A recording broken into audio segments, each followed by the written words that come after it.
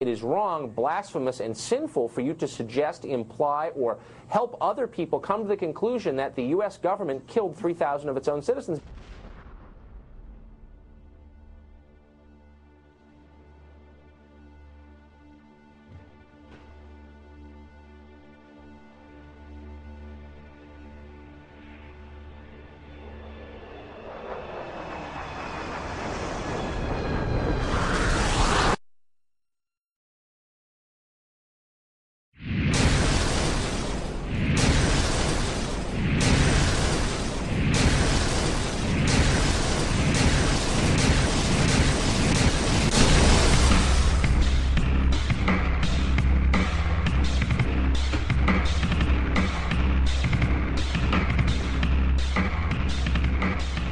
As if a demolition team set off when you see the old demolitions of these old buildings. It looks like one of those scenes of an old building being purposely dynamited and blown up. Anybody who's ever watched a building being demolished on purpose knows that if you're going to do this, you have to get at the under-infrastructure of a building and bring it down. The way the structure is collapsing, this was the result of something that was planned. It's not accidental that the first tower just happened to collapse and then the second tower just happened to collapse in exactly the same way.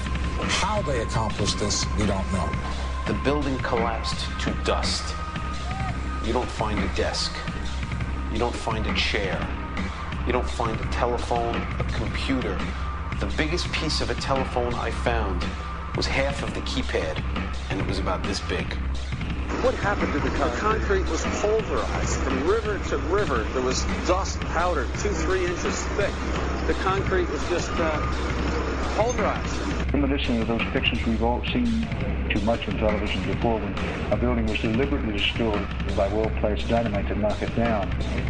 If they had detonated, they were planned to take down a building. Boom, boom, boom, boom, boom. I heard a second explosion. There was a heavy-duty explosion. Then there was those secondary explosions and then the subsequent collapses. An explosion blew and it knocked everybody over. To me, it sounded like an explosion. It sounded like gunfire. Bang, bang, bang, bang, bang. And then all of a sudden, 3 big explosions. We heard a big explosion coming down. And then the entire top of the building just blew up. We saw some kind of explosion. By the force of the explosions. Big explosion. Blew us back into the 8th floor. Then we get to the lobby. This is a big explosion.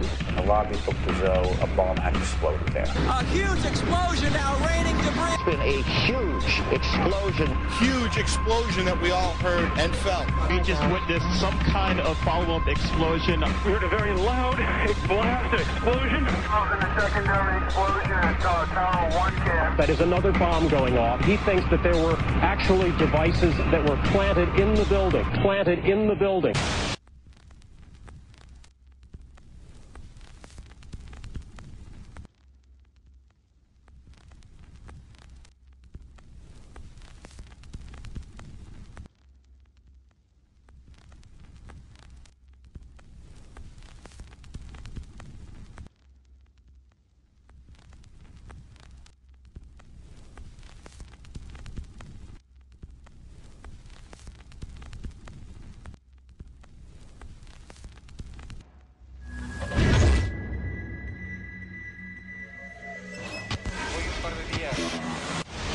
I don't think anybody could have predicted that they would try to use an airplane as a missile, a hijacked airplane as a missile. Nobody in our government, at least, and I don't think the prior government that could envision flying airplanes into buildings. No specific threat involving really a domestic operation or involving what happened, obviously, the city's airliner and so. There were no warning signs that I'm aware of. USA Today reports that in the 2 years before the attacks on September the 11th, NORAD conducted exercises using hijacked airliners as weapons. And one target was the World Trade Center.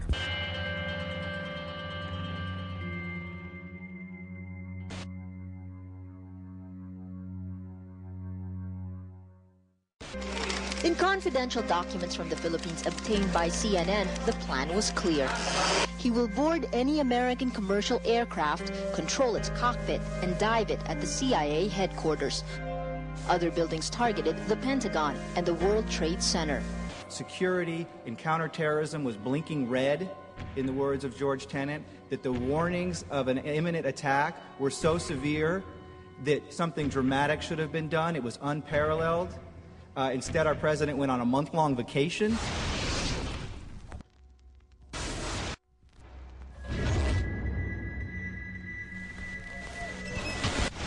The head of Pakistani intelligence at the ISI, Mahmoud Ahmed, requested Omar Sheikh to wire $100,000 to Mohammed Atta, who was the lead hijacker. Hijacker Mohammed Atta received wire transfers via Pakistan. The man sending the money to Atta is believed to be Ahmed Umar Saeed Sheikh. Omar Sheikh admitted he was supported by the Pakistan government's intelligence service, the ISI.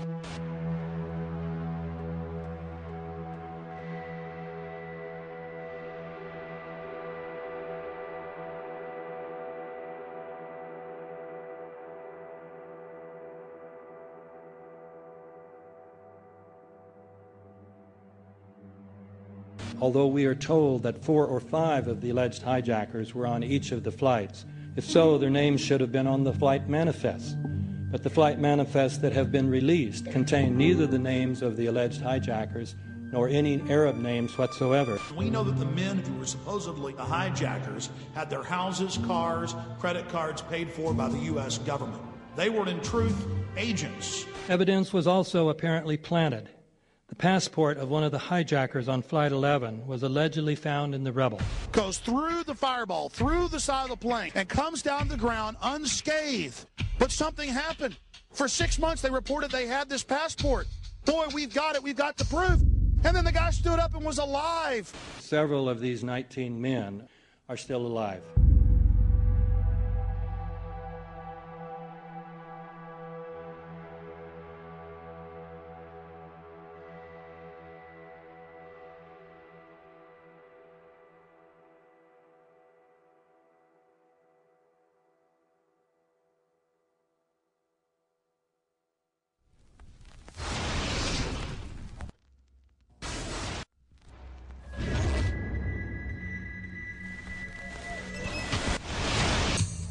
Of course we're after Saddam Hussein, bin Laden. He's January 2001, the Bush administration orders the FBI and intelligence agencies to back off investigations involving the bin Laden family, including 2 of Osama bin Laden's relatives, who were living, guess where, in Falls Church, Virginia, right next to CIA headquarters. When he was already America's most wanted criminal, he reportedly spent 2 weeks in the American hospital in Dubai, was treated by an American doctor, and visited by the local CIA agent.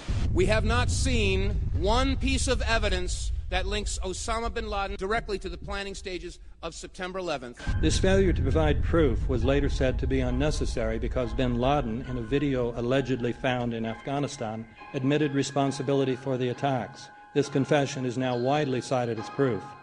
But the man in this video has darker skin, fuller cheeks, and a broader nose than the Osama bin Laden of all other videos. We again seem to have planted evidence. In 1976, Osama's older brother Salim bin Laden hired a man in Texas by the name of Jim Bath to handle all the investments in the United States for the bin Laden family. Jim Bath also happens to be a personal, almost lifelong friend and former Air National Guard pilot with George W. Bush.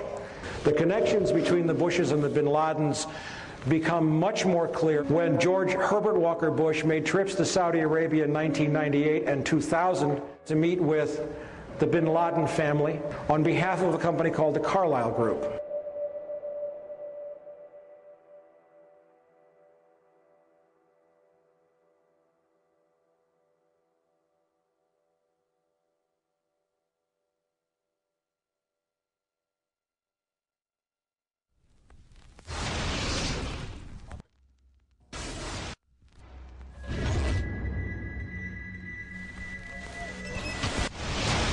How could anyone fly a 60-ton, 125-foot wide, 44-foot tall plane through this obstacle course? The aircraft, before striking the Pentagon, reportedly executed a 270-degree downward spiral, and yet Hani Hanjour was known as a terrible pilot who could not safely fly even a small plane.